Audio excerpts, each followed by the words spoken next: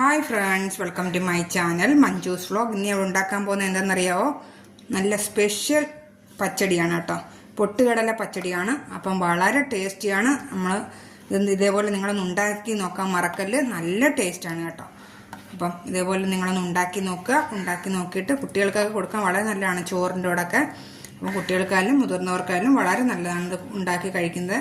അപ്പോൾ ഇതേപോലെ നിങ്ങളൊന്ന് ഉണ്ടാക്കി നോക്കുക. ഉണ്ടാക്കി നോക്കിയിട്ട് എനിക്ക് നിങ്ങൾ കമൻസ് അയക്കാൻ മറക്കരുത്. അപ്പം നമുക്ക് ഇതെങ്ങനെ ഉണ്ടാക്കുന്നതെന്ന് വീഡിയോയിലേക്ക് പോവാം. അപ്പം ഞാൻ 1/2 കപ്പ് പൊട്ടുകടല എടുത്തിട്ടുണ്ട് കേട്ടോ. ആദ്യം ഞാൻ ഇടിയൽ എടുത്തിട്ടുണ്ട്. ഇനി അതിലേക്ക് ഈ പൊട്ടുകടല ഇട്ട് കൊടുക്കുകയാണ് കേട്ടോ.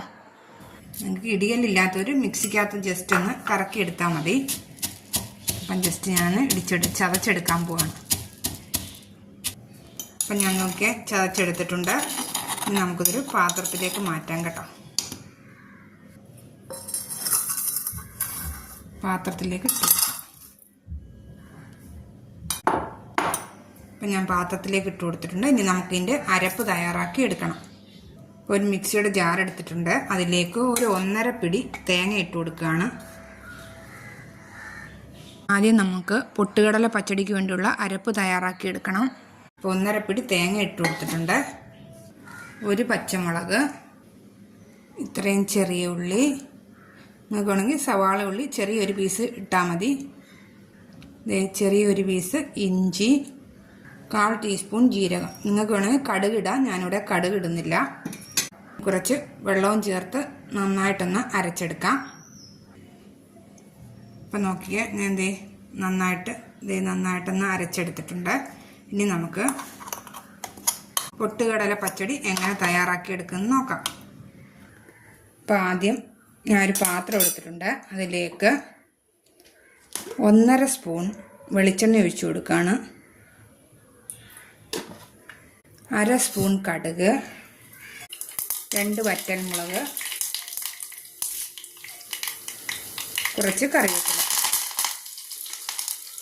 ആദ്യം നമുക്ക് ഈ അരപ്പിട്ട് കൊടുക്കാം.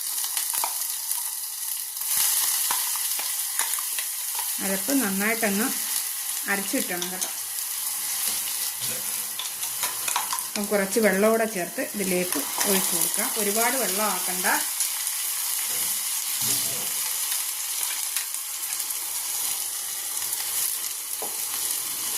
അപ്പം ഇതിലേക്ക് ഒഴിച്ചു കൊടുത്തിട്ടുണ്ട്. അപ്പം അതിലേക്ക് തന്നെ നമുക്ക് ഈ പൊട്ടുകടല ഇട്ട് കൊടുക്കാം, ചതച്ച് വെച്ചിരിക്കുന്നത്.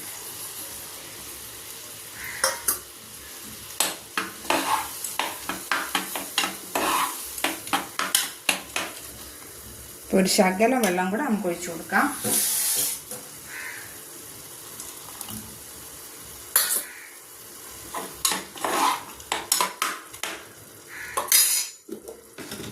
ഇനി ആവശ്യത്തിനുള്ള ഉപ്പും കൂടി ഇട്ട് കൊടുക്കാം.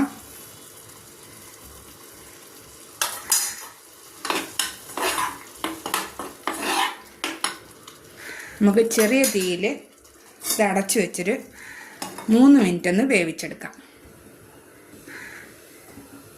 അപ്പം ഇനി തുറന്ന് നോക്കാം. അപ്പോൾ വെന്തിട്ടുണ്ട് കേട്ടോ. ഇനി നമുക്ക് ചൂടാറിയതിന് ശേഷം നമുക്ക് തൈര് ഒഴിച്ചു കൊടുക്കാം. എളുപ്പത്തിൽ തന്നെ നമുക്കൊരു പൊട്ടുകടല പച്ചടി തയ്യാറാക്കിയെടുക്കാം. അപ്പോൾ നമുക്ക് തീ ഓഫ് ചെയ്യാം. നിങ്ങൾക്ക് കുറച്ചും കൂടെ ലൂസായിരിക്കണമെങ്കിൽ കുറച്ചും കൂടെ വെള്ളം ഒഴിക്കാം കേട്ടോ.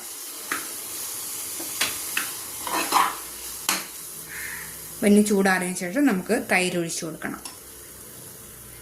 ഇപ്പം ചൂടാറിയിട്ടുണ്ട്. ഇനി നമുക്കിതിലേക്ക് തൈര് ഒഴിച്ചു കൊടുക്കാം. കട്ട തൈര് മിക്സിക്കകത്തൊന്ന് അടിച്ചെടുത്തതാണ് കേട്ടോ. നിങ്ങൾക്ക് മധുരപ്പച്ചടി വേണമെങ്കിൽ നിങ്ങൾക്ക് കുറച്ച് മധുരം ചേർക്കാവുന്നതാണ്. ഇതിനകത്ത് ഞാനിവിടെ മധുരം ചേർക്കുന്നില്ല. മധുരം ഇഷ്ടമുള്ളവർക്ക് അങ്ങനെ ചേർക്കാം കേട്ടോ.